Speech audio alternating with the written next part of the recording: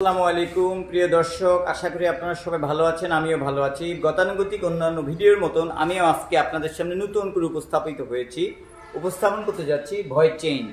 Voice change is one of the main parts of our changing sentence or transformation of sentence.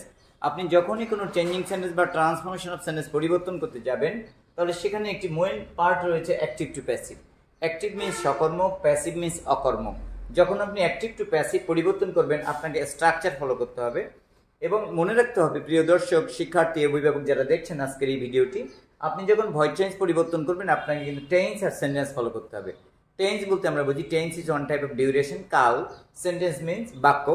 এর মাধ্যমে কিন্তু আপনার active থেকে passive করতে হবে। এবং একটি জিনিস আমি আপনাকে বলতে চাই, additionally I would like to tell you something that আপনার যদি অ্যাক্টিভটি প্রেজেন্ট টেন্সে থাকে, প্যাসিভটিও কিন্তু প্রেজেন্ট টেন্সে হবে। এইভাবে অ্যাক্টিভ যদি ইন্টারোগেটিভ হয়, প্যাসিভও কিন্তু ইন্টারোগেটিভ হবে। আসুন দেখে আমরা পরিবর্তন করতে যাচ্ছি। He decided to sell the house.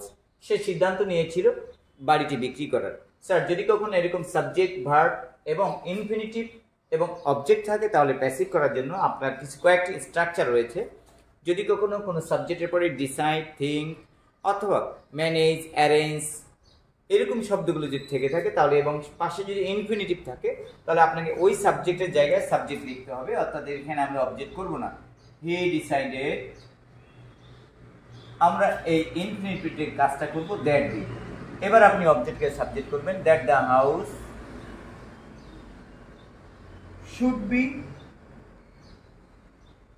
Verb will be past participle, sell, sold, SOLD.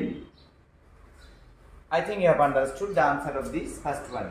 Next, please do the work. যদি কখনো কোনো সেন্টেন্সে আপনার প্লিজ দিয়ে থেকে থাকে, অবশ্যই এটা কিন্তু ইম্পেরাটিভ সেন্টেন্স। কোন সেন্টেন্স?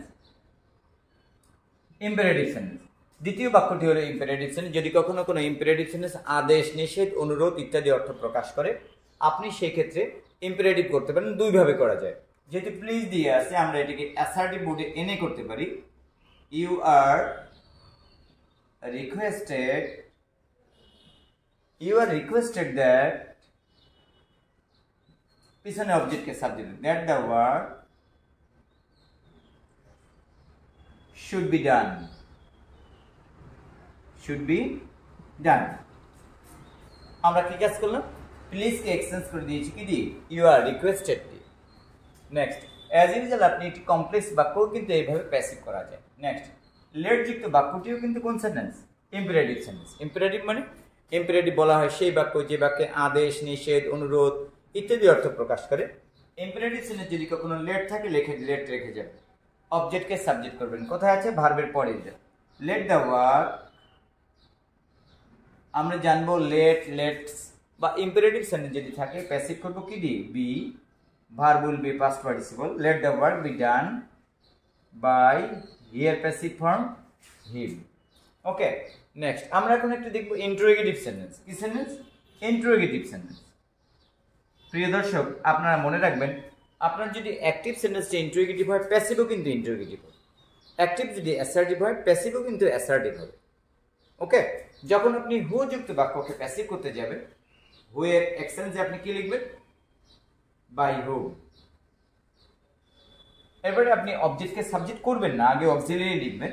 যেহেতু অবজেক্ট কোনটা? রোজ। প্রেজেন্ট টেন্সে আছে, এই জন্য লিখব is. By whom is rose. Negative form, verb will be past participle by, here nothing. বাইটা দরকার নেই, কারণ আপনি হু এর পরিবর্তে তো কি নিয়েছেন? বাই হুম নিয়েছেন। Last will be question mark. By whom is rose not liked, কার দ্বারা গোলাপকে পছন্দ নাই করা হয়। নেক্সট, আমরা হ্যাভ, হ্যাজ, হ্যাড যুক্ত বাক্যকে, যেহেতু এটিও একটি ইন্টারোগেটিভ সেন্টেন্স, ইন্টারোগেটিভ সেন্টেন্স যখন আপনি করবেন, যদি কখনো পারফেক্ট টেন্সে হয়ে থাকে, প্রেজেন্ট পারফেক্ট টেন্সে দুটি অক্সিলারি নেবেন, হ্যাভ বা হ্যাজ। যেহেতু আমরা অবজেক্টকে সাবজেক্ট আগে করব না, যেহেতু আমরা দেখলাম দি ওল্ড ম্যান, যেহেতু এটা প্রেজেন্ট পারফেক্ট টেন্সে আছে, আমরা দি ওল্ড ম্যান ওটি সিঙ্গুলার, এই জন্য নিয়ে আসবো has.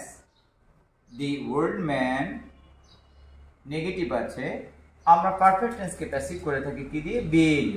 Verb will be past participle called by, subject to object, by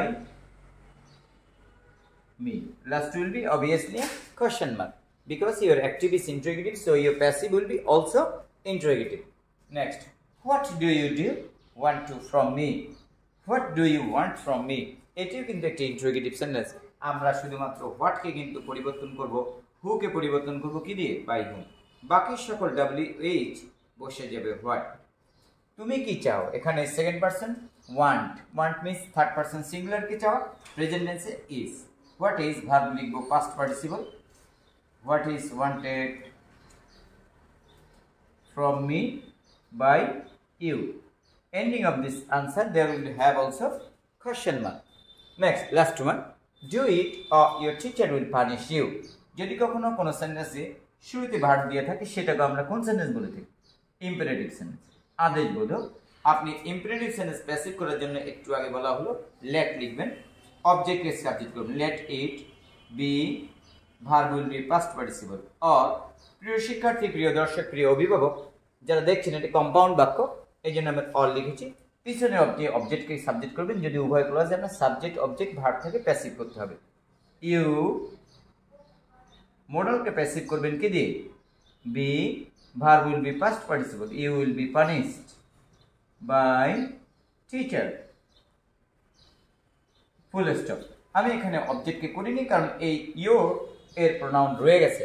সুতরাং প্রিয় দর্শক, আপনারা মনে করেছি আজকের ক্লাসটিতে উপভোগ করেছেন active to passive. So at the time of changing any kind of active to passive, you have to follow your tense and sentence, and you have to also be adjust with structure of tenses. So dear viewers, don't forget subscribing this type of Moshiur's spoken YouTube channel. You are highly requested to subscribe and watch more and more to have upcoming grammatical and funny short video. Thank you very much. Be careful.